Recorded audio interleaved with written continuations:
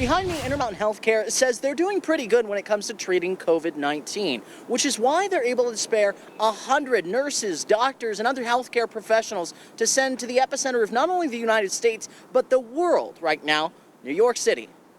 You know, I would call it kind of the heart of a hero, that people are willing to take their expertise and their knowledge and do whatever they can to help. It's an inner calling. I think it's when you go to medical school, when you go to nursing school, you feel this need to go where you're needed. Starting next week, 2 teams of medical professionals with a wide range of backgrounds will work at 2 hospitals in New York City for 2 weeks.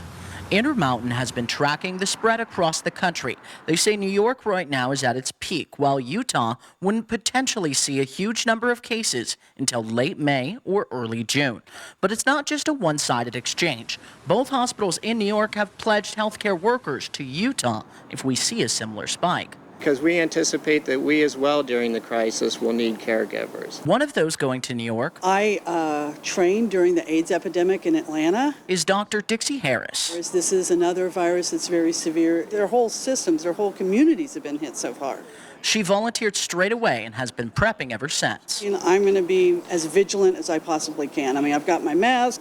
You know, I've got my shoes that can be wiped down. Intermountain also told us this hands-on experience could be vital to treating Utahns. That we learn the most by being there. And then you learn about different ways. Wait, that's a creative way of doing this. And this will be a breath of fresh air for New York hospitals. We're rested, healthy. We've all been screened. They have been working 24/7 for days. So they're tired. Their immune systems are down. So this is a good time for us to go help them. And with all 100 healthcare workers accepting the risk they're taking, they're ready to treat any and all patients that need their help. I just know the team we're bringing, we just feel we need to go help. To me, this is just an incredible, incredible moment.